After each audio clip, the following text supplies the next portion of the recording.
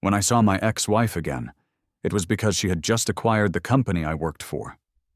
In an instant, she became my boss.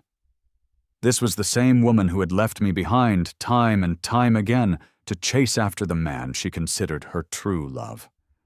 It was because of him that we had divorced in the first place.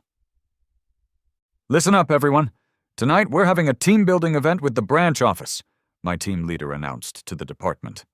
"They're sending all their prettiest single ladies. So for all you single guys, this is a golden opportunity you don't want to miss." A buzz of excitement went through my colleagues as they rushed to sign up. It was an open secret that this was really just a matchmaking event sponsored by the company. I had just finished my work for the day and was about to add my own name to the list when my ex-wife, Clara, appeared out of nowhere. "Leo, get your things ready. You'll be working overtime tonight," she said, her voice leaving no room for argument. She took a pen and decisively scratched my name off the sign-up sheet before gesturing for me to follow her into her office. The moment the door slammed shut, she grabbed my tie, pulling me forward until I was pinned against her desk. "They can go, but you can't," she said, her eyes narrowed. "If I ever find out you're sneaking off to one of these matchmaking events, I will make your life here impossible."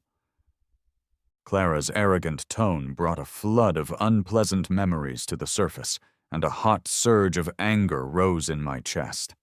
"What I do is none of your business anymore," I said, pushing her hand away before turning and walking out of her office. My colleague Mark saw me storm out and immediately came over to my desk. "Leo, what did you do to get on the new CEO's bad side? It feels like she's constantly targeting you." I just shook my head as I sat down, not wanting to get into it. "That's what's so strange," Mark said, leaning in and lowering his voice conspiratorially. "Do you think maybe she has a thing for you?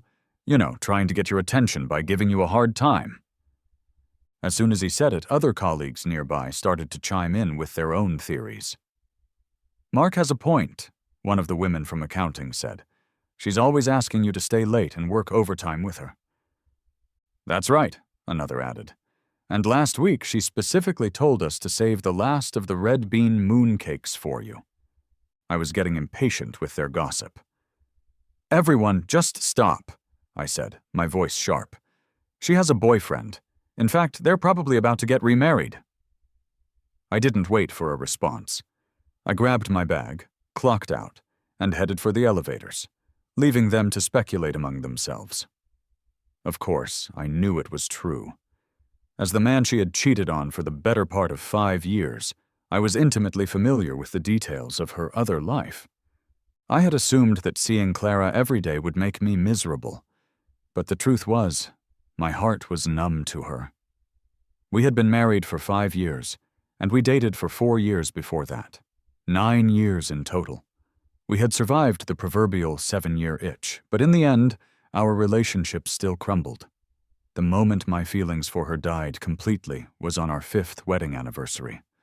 On that day, she had rented out the city's iconic Twin Towers for her beloved Julian, projecting a 24-hour loop of photos and messages celebrating his return to the country. That night, the celebration culminated in a spectacular light show, with hundreds of drones painting shimmering images in the sky above a sea of roses. The city's biggest social media accounts were all buzzing about the passionate kiss beneath the lights, and the story went viral, with thousands of strangers sending their well wishes. Even the official Twin Towers account posted about them, calling them a golden couple, a perfect match destined to grow old together. While countless people were celebrating their love story online, I was at the hospital, sitting by her father's bedside. The romantic roses, the stunning drone display, the passionate atmosphere, all of it felt like it was happening in another universe, one that had nothing to do with me. So this was what Clara had meant when she'd sent a curt text saying she wouldn't be home that night. I thought I had built up a sufficient wall around my emotions, but I could still feel my eyes begin to well up. Her father, who had been quietly looking at his phone, let out a deep sigh. I glanced up, realizing he must have seen the news. With a story that big, the notifications were impossible to avoid. "Leo, just let it go," he said, his voice weak. "Let yourself be free of this. She isn't worth it. You two should get a divorce." I initially thought he was just trying to comfort me, telling me not to let it get to me. So his final words caught me by surprise. "Dad, please just focus on getting better," I told him. "Nothing else is important right now." He had always treated me like a son, and all I wanted was for him to recover. The matter of the divorce was between Clara and me, and I didn't want him to carry that burden. But he just waved his hand dismissively. "Leo, I don't have much time left. My only regret would be leaving this world, knowing you're still tied to her. I never should have let you get involved in this family's mess. I can't control her, but your life is still long. You need to live it for yourself." The old man shakily reached into the bedside cabinet and pulled out a bank card and a document that looked like a donation declaration, handing them to me. I immediately tried to refuse, but he insisted. "She hasn't come to visit me once since I've been in this hospital. You've been the one taking care of me, and you deserve this. Don't worry, it's money I saved up for you. If you don't take it, my conscience won't be clear." He pressed the card into my hand and urged me to leave. "Go on home now. There's a nurse on duty tonight. And hurry up and get that divorce sorted out." After leaving the hospital room, I sat in my car for a long time, just holding my phone. As I hesitated, all the memories of the past 9 years flashed through my mind. I had been lying to myself, telling myself that her affair with Julian was over, that it was a thing of the past. It was the only way I could endure the marriage. But thinking about it now, I realized it had all been a self-deception. I took out my phone and dialed her number. She hung up on me. I called again. Hung up. I called 7 times in a row, each rejection only strengthening my resolve. On the 8th try, she finally answered. Her voice was cold and distant. "What is it?" I had planned to be direct, but the words that came out were, "Where are you?" "Working overtime," she said flatly, though I could clearly hear Julian's laughter in the background. I sighed, angry at myself for even asking, for lowering myself to that level when I already knew the answer. "Clara," I said, my voice firm, "let's meet at the Civil Affairs Bureau tomorrow morning at 8:30. We're getting a divorce." There was a moment of silence on the other end. Then her voice came back, laced with impatience. "Is this really how you want to be? If you need a formal divorce agreement, I can have one sent to you. You can bring it with you tomorrow." With that, I hung up the phone and drove back to the house we once shared. I pulled out a suitcase and started packing, determined to take only the things that belonged to me. As I packed, I realized just how much of our life together was built on my one-sided efforts. The matching toothbrushes, the his and hers outfits, the couple's jewelry sets. She had never used any of them. Many were still in their original, unopened boxes. The difference between love and indifference is starkly clear in these small details. She had never truly loved me, and I had been blind to something so simple. Even our wedding photos told the same story. In every picture, I was smiling broadly while she maintained a cool, distant expression, a physical space between us that mirrored the emotional one she always kept. I moved my things into the small house I had bought before we were married. After tidying up, I slept more soundly than I had in years. The next morning, I woke to sunlight streaming into my bedroom and felt a sense of peace I hadn't known for a long time. After getting ready, I drove to the Civil Affairs Bureau. I parked my car and waited in the lobby for Clara. While I waited, I scrolled through my phone and saw a new post from Julian.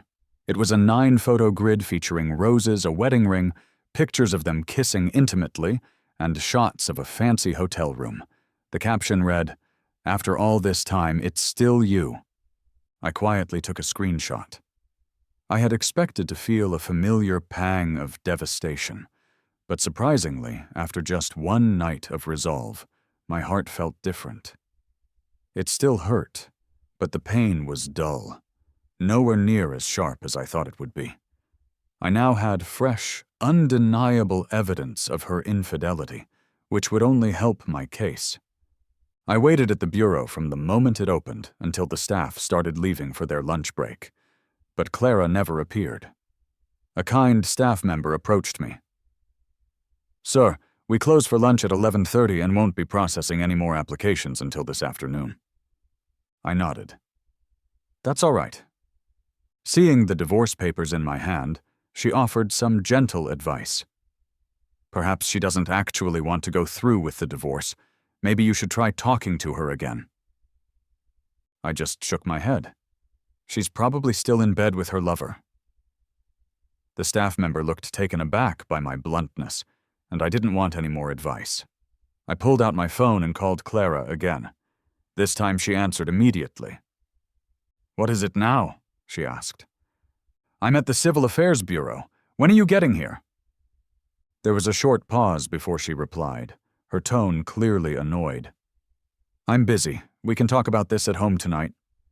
She hung up before I could say another word. As I was about to leave, the same staff member from before spoke up again. "If she refuses to show up, you can file for a contested divorce online." She pointed toward a sign at the far end of the hall.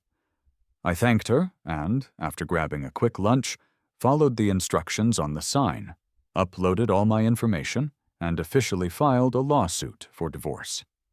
That afternoon, I went to the supermarket to pick up some necessities for my new place. By the time I got home and finished unpacking, it was already dark. I was just about to order some takeout when a call from Clara came through. "Why aren't you back yet?" she demanded as soon as I answered. I was confused for a moment. She must have just gotten home herself. Then I realized that since I hadn't taken many of my things, she probably hadn't even noticed I was gone. Hearing my silence, she continued, her tone softening slightly. "I bought you a present. I cut her off. "Did you receive the subpoena yet?" "What subpoena?" "The court subpoena," I said plainly. "Since you didn't want to come sign the papers, I had to apply for a divorce through the courts. I've already received the notice, so you should have gotten yours by now." "Leo, are you insane? Why on earth are we getting a divorce?" she yelled into the phone. "Since you and Julian are so open about your relationship now, you should probably make it official and give him proper status. I'm just trying to make things easier for both of you. Just sign the papers, Clara." After I finished speaking, I hung up. My mind was made up, and there was nothing more to say. My priority now was to order dinner. About half an hour later, I heard the distinct sound of high heels clicking on the pavement outside my door, followed by a key turning in the lock. The door swung open, and Clara walked in. She was wearing a striking wine-red dress, her brown curly hair framing a face that was, by any measure, beautiful. But her expression was stormy, a cloud of anger hanging around her that ruined the effect. In the past, whenever she looked at me like that, I would immediately rush to appease her, regardless of who was at fault. She had always been like the moon, beautiful but impossibly high and out of reach while I was just a shadow. But now, looking at her, I felt absolutely nothing. It was amazing how quickly the filter of affection could be removed. Her arrival was a stark reminder that I needed to change the locks. Clara swept into the room, bringing with her a strong scent of jasmine perfume. I frowned instinctively. It wasn't her usual scent. It was the cologne Julian wore. They must have been close enough for the scent to transfer onto her clothes. She placed a small, elegant box on the table and opened it to reveal a Rolex green submariner. I gave it a brief, indifferent glance. This was her pattern. After every argument, she would toss a gift at me, as if that would erase everything. This was the 4th time she had given me this exact same watch. Seeing my lack of reaction, her expression darkened. In her mind, she had extended a peace offering, and my failure to accept it was a sign of ingratitude. "Have you signed the papers?" I asked, breaking the silence. "Or is there some financial issue you think we need to split?" I truly didn't understand her hesitation. We had signed a comprehensive prenuptial agreement before we got married, largely at the insistence of her best friend Chloe. Chloe had never liked me, and had always championed Julian as the right man for Clara. The prenup was her idea, a way to ensure I couldn't claim any of Clara's assets in a divorce. Now, ironically, that agreement was making my exit much simpler. All she had to do was sign. "Julian is back in town. What's so wrong with us throwing him a welcome party?" she asked defensively. "There's nothing wrong with that," I replied evenly. "Then what are you so upset about?" "What does a welcome party for him have to do with our divorce?" I asked. It was the first time I had ever challenged her so directly. She stared at me, a look of surprise on her face that quickly turned into a sneer. "Is this because I didn't invite you to the party? Do you think I'm playing some kind of mind game with you?" she scoffed. "And why would I invite you? Don't you know how you act every time Julian is around? You get cold and quiet and ruin the atmosphere for everyone. What would be the point of bringing you?" Her words were laced with accusation, but I refused to argue. Since there are no shared finances to dispute, just sign the agreement. A heavy silence fell between us. After a long moment, Clara spoke through gritted teeth. "I know you're just throwing a tantrum because I didn't take you to the party. Fine. How about this? We'll host a dinner for them here tomorrow night. You can make all the food. Oh, and Julian doesn't like cilantro, so make sure you don't use any." Without another look at me, she turned and left. I rubbed the bridge of my nose, trying to soothe a budding headache. Her thought process was baffling. She seemed to genuinely believe I was her personal chef and servant. After I finished my takeout, I opened the court's app on my phone, and without a second of hesitation, clicked the option to file for a final judgment. Thanks to new regulations, I could bypass the mandatory cooling-off period and the need for both parties to sign. All I had to do now was wait for the court to process my application. The judgment could come as quickly as 24 hours or take up to 2 weeks. The next day, I spent my time getting my new house in order, which included changing the lock on the front door and setting a new passcode. Around 4:30 p.m., my phone started ringing incessantly. It was the specific ringtone I had assigned to Clara. I muted the phone and continued cooking dinner. Half an hour later, I checked my phone and saw a long list of missed calls and angry messages from her. Just then, she called again, and I decided to answer, worried that she was tying up my line in case of a real emergency. "Leo, have you lost your mind? Where are you?" she yelled. "I'm at home," I said calmly. "You're at home? I'm at the house and you're not here. Everyone has arrived. Why isn't the food ready yet?" She paused, then continued in a huff. "Forget it. If I wait for you, we'll be eating at midnight. Come to the Glee restaurant right now. If you don't show up, you can forget about me ever signing those papers." She hung up. I thought about it for a moment and decided to go. My only motivation was the slim chance that getting her to sign the papers in person would speed up the legal process. I grabbed the divorce agreement I had already signed and drove to the restaurant. When I pushed open the door to the private room, an awkward silence fell over the crowded table. I scanned the room and saw there wasn't an empty seat. Julian, who was sitting next to Clara, quickly flagged down a waiter to bring in an extra chair and a place setting for me. Once I was seated, Chloe, Clara's friend, started making snide remarks. "This restaurant really needs an update," she said loudly. "This was supposed to be a table for 12, and now we've crammed 13 people around it. It's so tight." Clara remained silent, but Julian tried to smooth things over. It's all right. A little crowding just makes it feel more lively. After a few drinks, someone suggested a game of truth or dare.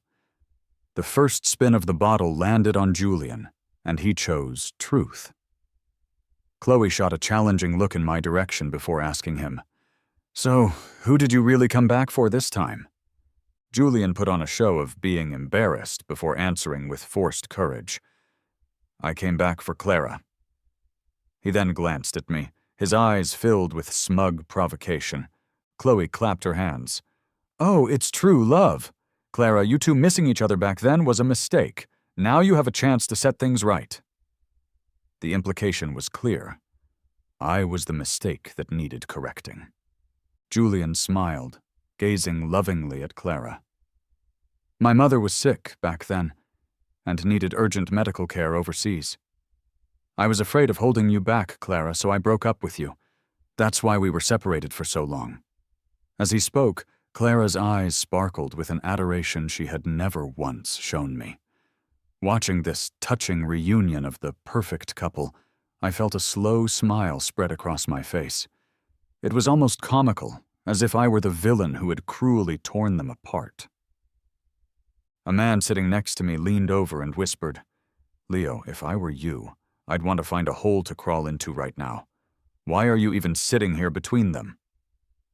I nodded in agreement with him, then clapped my hands loudly, drawing everyone's attention. "Congratulations," I announced to the room. "I sincerely wish you two a happy reconciliation.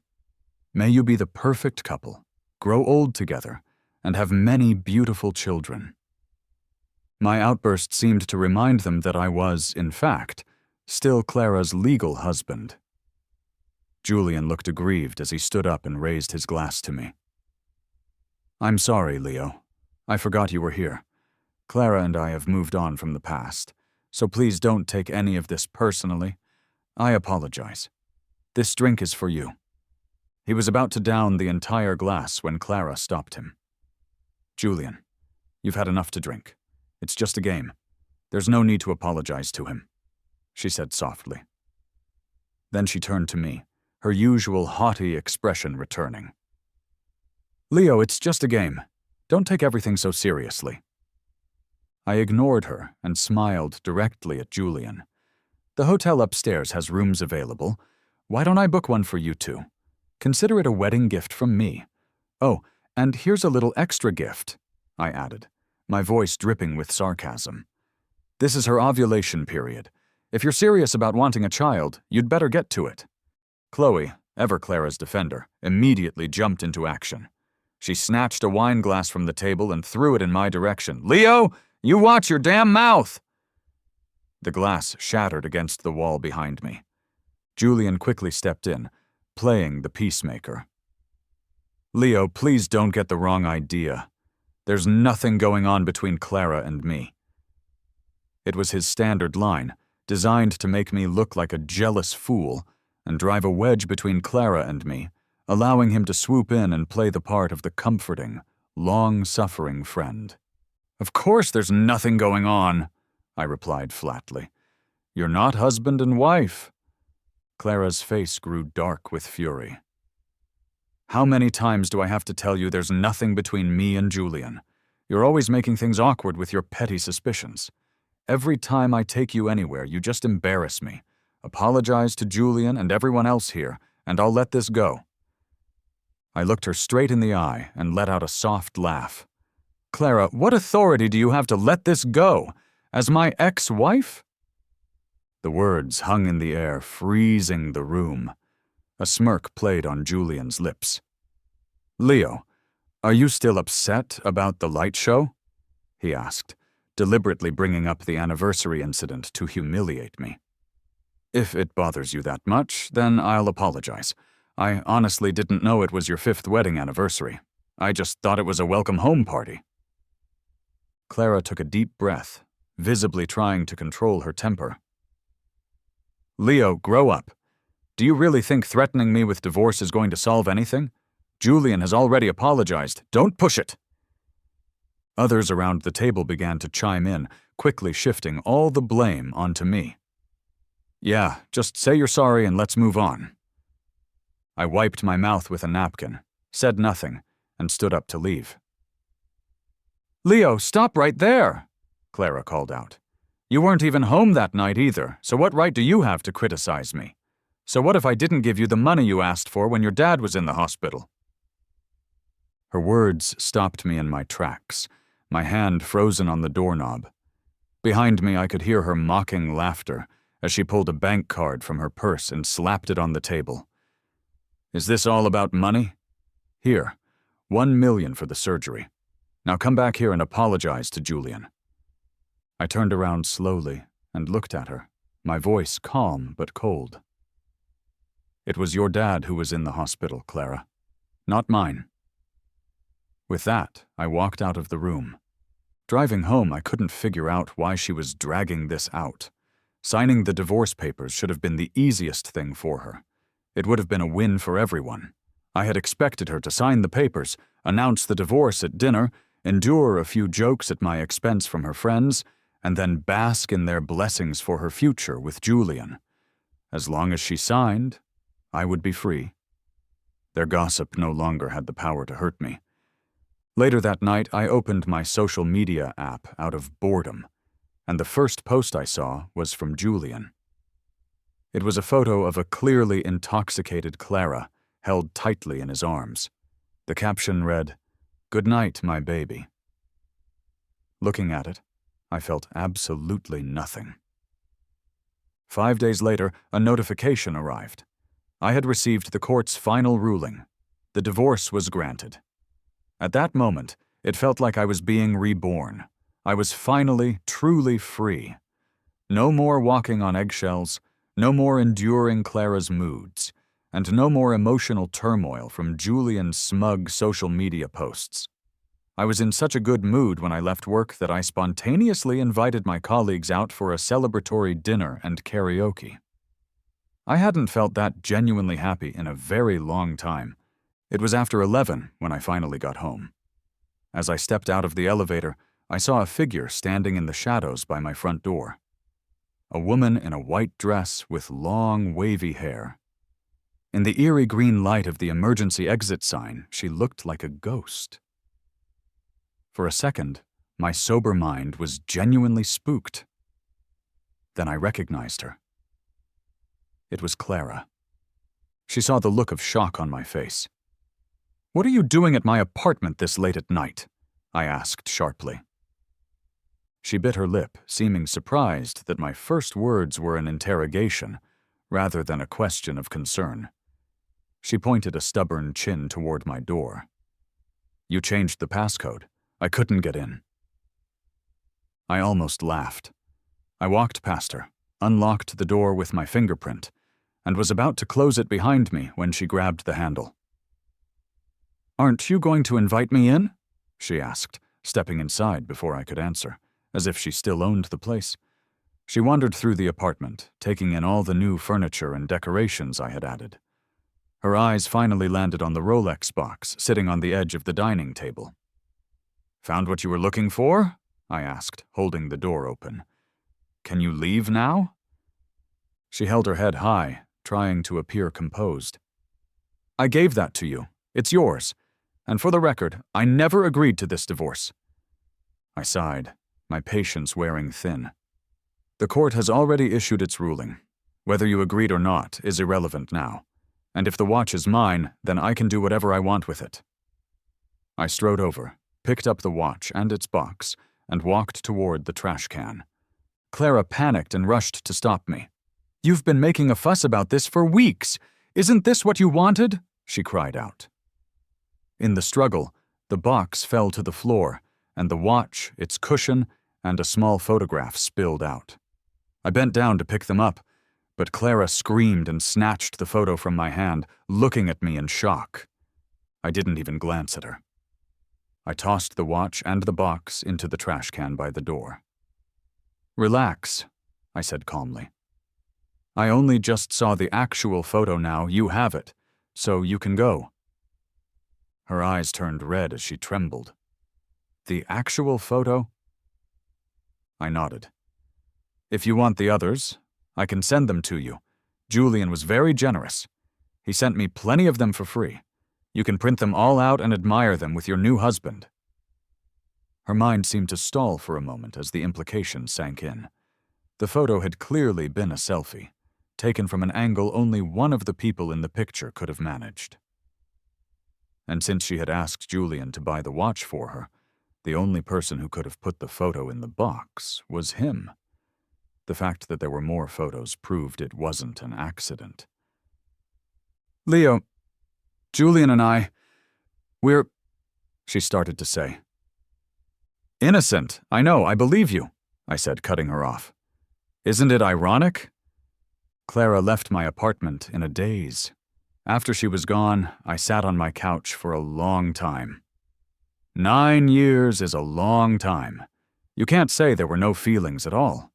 But thankfully there wasn't much left, and soon there would be nothing. For the next 3 months I didn't see or hear from Clara at all. Time dulled the remaining emotions, and I reached a point where I truly felt nothing about our past. So when she appeared at my doorstep again one evening, I felt no surprise or confusion. She was just another person. I glanced at her, turned to unlock my door, and was about to go inside when she grabbed my arm. We're neighbors now, she said simply. I looked at her, confused. I bought the apartment next door, she explained.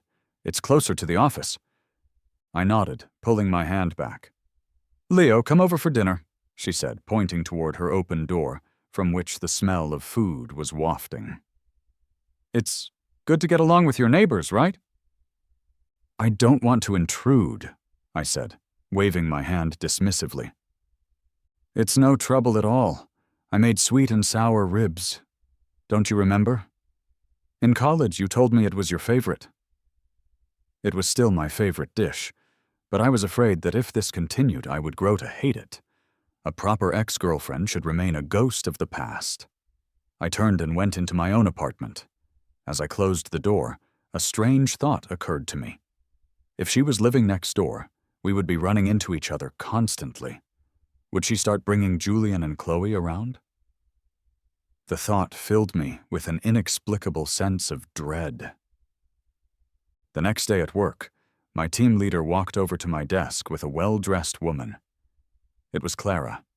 He introduced her as our new general manager, and then took her to meet the other department heads. I was frozen in place, my mind reeling. She moves in next door one night, and the next morning she's my boss. What was going on? The day passed without any direct incident, and I headed home. On my way to the subway, a pink sports car pulled up beside me, and the window rolled down to reveal Clara's face. Get in, she said with a smile. I know you can't drive today because of the license plate restrictions. I hesitated for a moment, glancing at my rideshare app, then opened the car door and got in. The rush hour traffic was slow. The second part of that animated movie you like, The Legend of the White Snake, is out, she said. We could go see it before we head home. I remembered telling her how excited I was for the sequel, but at the time she had dismissed it, saying cartoons were for children. I can't, I said. I already have plans to see it with someone tomorrow. She glanced at me in the rearview mirror. Who? A friend? A guy or a girl? A blind date, I said simply. She slammed on the brakes, causing the car behind us to honk loudly. She quickly refocused on the road. After a long silence, she asked, Really? You're in such a hurry to move on? It's an important part of life, I replied. Of course I'm in a hurry. The next day I arrived at the cafe for my meeting. The woman was already there. It turned out she wasn't a stranger. She was a junior from my university named Sarah. We had known each other from the debate team. We had both agreed to the blind date mostly to appease our families, and meeting someone familiar made it less awkward.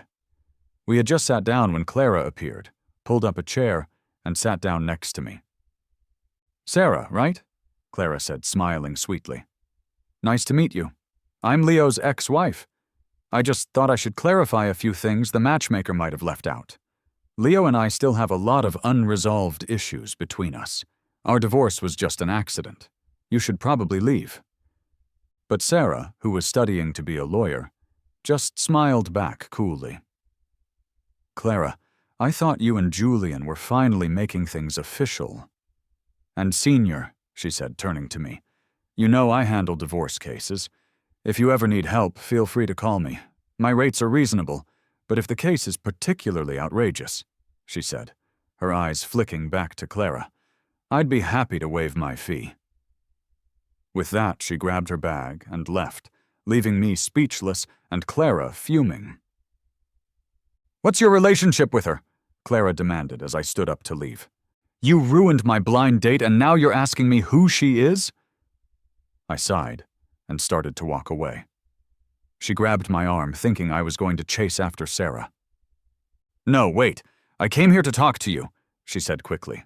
"Let's get remarried." I pulled my arm away. "I'm not interested in being part of a love triangle." "It's not like that. I'm not with Julian anymore.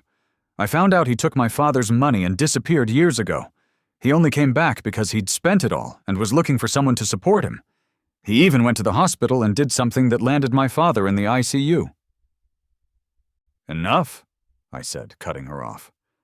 "Are you done?" "I'm serious. I really want us to get remarried." "We're divorced, Clara. That means we have no relationship. Even if you've realized your mistakes, the things you did have left scars that can't be fixed." I turned and walked out of the restaurant. On the way home, I sent a message to Sarah to apologize. She replied kindly, saying she had partly said those things on purpose to help me out and congratulated me on getting out of a bad situation. Life returned to a simple routine. I went to work, kept a polite and professional distance from Clara, and went home. Then, a new major project came down from headquarters, and Clara specifically assigned me to lead it. "You'll be accompanying me on a business trip tomorrow," she informed me. Work was work, and I wasn't going to pass up a promotion because of personal history. The business meetings were held at a hot spring resort. After a long day of negotiations, I went back to my room to relax. About an hour later, there was a knock on my door. It was Clara, standing there in a bathrobe with no makeup on. "Let's go to the hot springs," she said. I refused without a moment's hesitation. A crack appeared in her composed expression. "Leo, I know I wronged you," she said, her voice trembling slightly. "These past few months without you have been so hard. I became your boss and moved next door just to be near you, but you completely ignore me. I know you hate me and it's my fault, but can't you just give me one more chance?" Her eyes were red and full of desperate hope. For a moment, my silence seemed to give her encouragement. She excitedly grabbed my hand, but I felt no pity. I pulled my hand away, looked her directly in the eyes, and said slowly and clearly, "There is no future for us. It is absolutely impossible." Tears streamed down her face. She stared at me for a long moment before turning and leaving, looking utterly defeated. A mirror that has been shattered can never be made whole again. The cracks don't just disappear, they deepen over time, creating a rift that can never be filled.